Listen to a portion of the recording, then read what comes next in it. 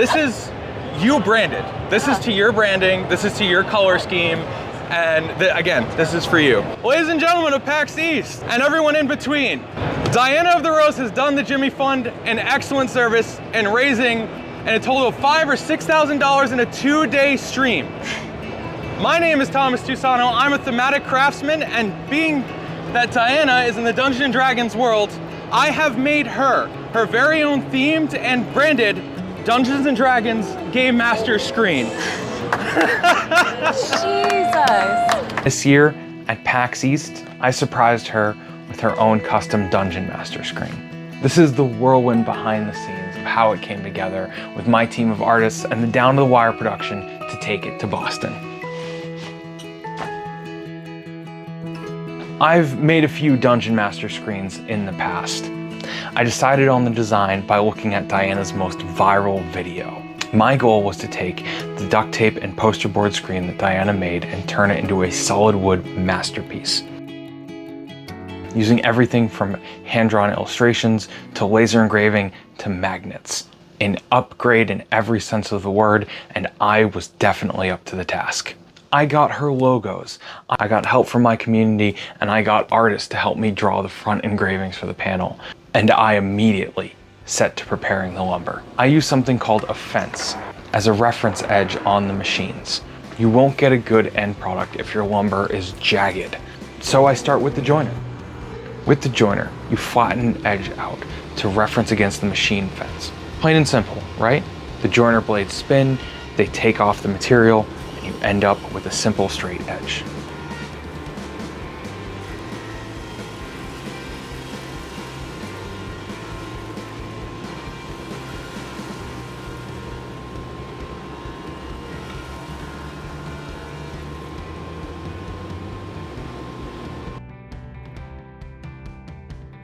The next step is the planer. You want to get it to a thickness that's more manageable and easier to run through the machines and tools in the shop. Much like how the joiner flattened an edge, the planer flattens a face. Argue about it in the comments. I know a planer doesn't always leave a dead flat board. Sometimes there's snipe, tear out, and there's a bunch of other nasty stuff that can happen. For our purposes, however, this is the best machine for flattening boards.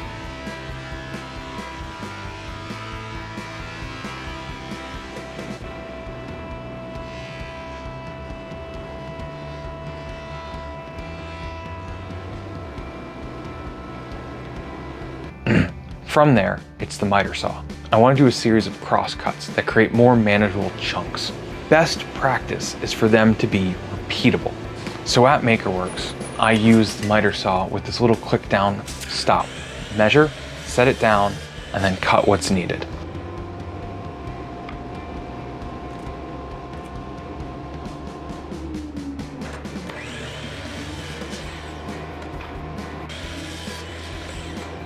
Halfway through cutting, I ran into an issue. The last couple boards were too wide for the miter saw. I had to come up with something else. In this case, it was as simple as setting up a sled with a clamp on the table saw. The big piece of plywood that you see me pushing along the table saw is a crosscut sled. It puts even pressure behind the piece as you move it through the saw.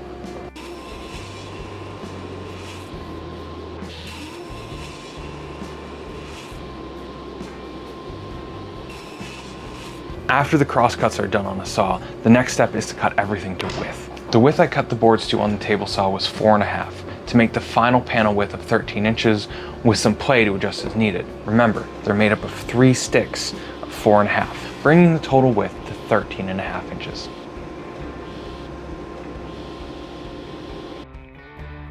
Now, the table saw is moving in a circular motion along a flat edge. It leaves wide scratches in the board on the edge. I want to get rid of those with the joiner because the next step is going to be gluing the boards together, and the glue won't hold properly if I don't get those scratches out. I use Type-On 3 because I know the result at this point and I trust it. Hashtag not sponsored. Typically, I use 3 clamps, 2 on the bottom and 1 over the top to keep everything as flat as possible.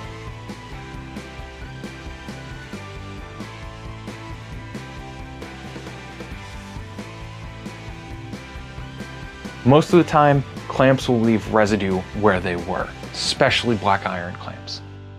I take that off using a drum sander. Imagine a spinning barrel, and that barrel is covered in abrasive material.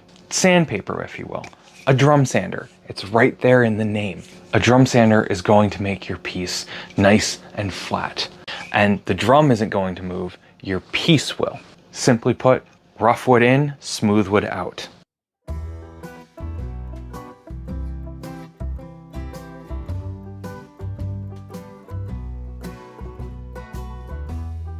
I got the panels off the drum sander, and the next step here is layout and gluing in magnets. Some people will say that you should have just run it through after you glued the magnets in. I don't want to send metal through the drum sander. Taking the screen, I measured an interval across, marking where the magnets were going, and then drilled into either edge or back of the panels. I also go in with a nail set and mark the center point for the holes I'm going to drill. This is important as it reduces the potential that the drill wants to wander, wobble, or in general go off mark. Part of the charm of MakerWorks is the bench talk when someone asks you exactly what you're working on that day. So I wanted to leave in this interaction to show what kind of environment is present in the shop when we work on projects. What are you working on, Tom? What are you making now? A Dungeon Master screen for Dungeons & Dragons. Okay. So these panels, they need to stand up on their own. Well, kind of. So right now I'm drilling these holes to put magnets in, and these rods will then, that are here, Okay. they'll magnet to these, and they'll be able to hinge. So I need to get some glue and do my first tests of that. Those small magnets will actually support it. Well, they're not doing it on their own. There's going to be 6 of them, and then there's going to be the smaller. I have 2 sets. I have these guys, these big ones, and I have these little ones. So the big ones are going to go 6 to a panel on either side, and the little ones will go in between them. And so that whole row goes like that. Now for laying out the back of the screen, I need to make a template to take the guesswork out of what I'm doing. I use the laser cutter at MakerWorks, the Epilog 50 watt, to make a handy template the size of the panel centering all my magnet holes. Then, instead of marking it with a pencil, I took a drill bit and I actually twisted it to cut into the wood a little bit. And that would give me a marker for where everything needed to go.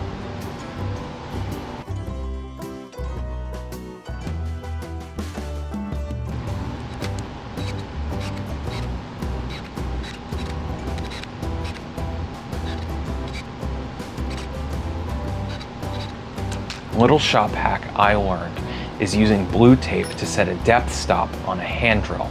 Neat little trick when you need to drill into something and don't have a collar available. It creates a little flag on the shaft of the bit that you can then use to make sure that you don't drill deeper than you're supposed to. And the best part is, it comes right off without marring your drill bit or causing any damage. And it just cost a piece of blue tape. Imagine that. Now that the holes are drilled to the correct depth, they're ready for some glue. I make sure that the magnets are all facing one way and one polarity as I slide them off into the hole, and I'll come back with a nail set just to make sure that they're properly seated, just a little shy of flush with the wood. I've put the magnets in the panels, everything is magneting together. One problem, glue leaves residue. We don't want to just leave it on the screen. It will block paint, stain, and anything from absorbing into the wood properly, including finish. So I sand it off. I got out sandpaper, sanding it off for the second time. This is the finishing sanding pass. So this is where I really need to be careful. I hit my flats, my edges, and even do a slight edge break on my screen, because the last thing you want to do is hand someone a sharp piece of lumber. Okay, so I just went through explaining all of this. I'm gonna have to explain it all again. I am working on the Diana of the Rose screen right now, Diana's wonderful DM screen, because after installing the magnets and setting all of that into place, they need to be smoothed again. More importantly, this is a team project. What are you working on to help us out, Ross? Okay, so I'm working on a very detailed color guide.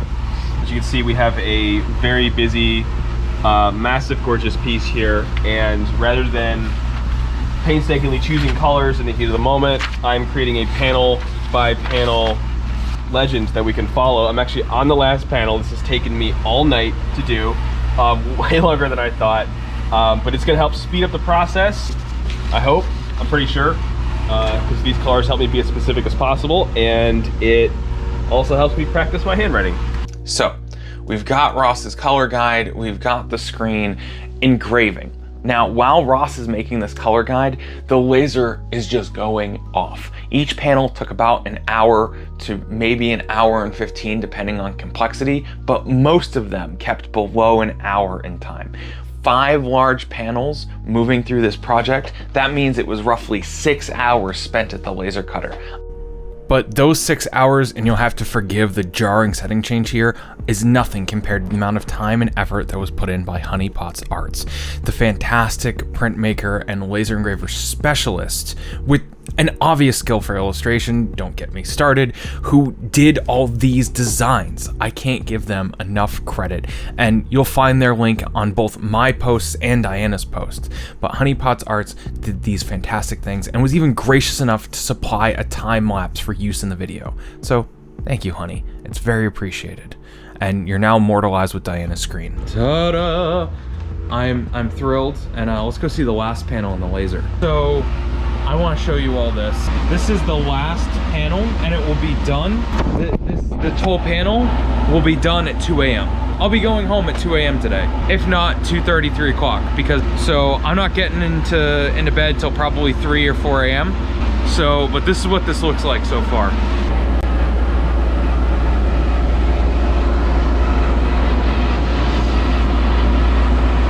The next thing that was done was staining, and now we're in the home stretch.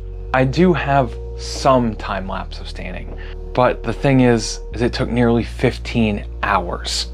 My camera batteries would have died. And yeah, me and Ross did 15 hours in one sitting. By the end of the day, we just wanted to do like we were fried. It was nuts. We had both Jimmy John's and Costco pizza by the end of the day. And again, hashtag not sponsored. Yeah, but the look that we went for, the stained glass storybook, it was a hit. It went over really well. As for a finish, I sprayed a water-based lacquer on the screen and used a carbon graphite acrylic paint to do all the inlay that made all the lines in between the artwork pop. And then did that in between the first and second coat. So first coat on, acrylic paint, and then second coat once it was dry. I'll do a whole nother video on spray finishing and everything I know about that on a later date. We fly to PAX, and that's where we come back to why we even made the screen in the first place. As a thank you to Diana for all the wonderful things she's done for the Jimmy Fund. Branded Dungeons and Dragons Game Master screen. Jesus. Oh my God. Please, Diana, take a look. Can I? Please, yeah, I don't want like, to step in. It gets better up close. This is insane. My logo. Yeah. Oh my God, and all the symbols are there. This was all done by an illustrator named Honeypot's Arts. And so she did all the illustrations here. And then the staining was done by myself and a gentleman named Potato on Threads, also known as Ross Monk. And so Ross helped us stain this. So this was done with watercolor markers. And then, so the watercolor markers, the colors were okay. And then I sprayed the base coat of lacquer and then took acrylic paint and smeared it across the screen. And all the little black line work you see is acrylic inlay sitting in all of these lines. I care a lot about the Jimmy Fund. They saved my good friend Benjamin. If they hadn't, I'd be a completely different person. Having saved him like that changed the path of my life. The point with giving Diana the screen is that we don't have to be just anything. We don't have to be just gamers, just makers, just humans. And we can be heroes. I've talked craft with Benjamin's mother for hours. I grew up alongside his brother Ed, and we basically tempered our logic, emotions, and we evened each other out a great deal growing up. The Finers have given me so much, and my life would be so different without Ben, without my friend. That's what they gave me back. It would have changed me as a person. Diana did an absolutely heroic deed for them. I want to tell you all to get out there and do heroic things, to make heroic things. We don't have to be just content creators, just makers, just humans. I've been doing this and I want to keep doing it. And this is the best way to keep doing this. If you want to see more of these creations, like the bungee table, the coffee table I did for the Bungee Foundation for their charity auction, or more DM screens, or hell, even the desk that I'm sitting at, the best way is to like and subscribe. You do that and I'll keep bringing things out of fantasy, mythology, and video games. I'm doing a playthrough of Cyberpunk on my gaming channel. I'm going to find an item from the game, bring it out, and document it here on this channel. Not to mention, Our Sales Mean Life is in September again this year, which means possibly a Sea of Thieves item being brought to life. For some reason, I think my next video is gonna be about a bear. We'll see though.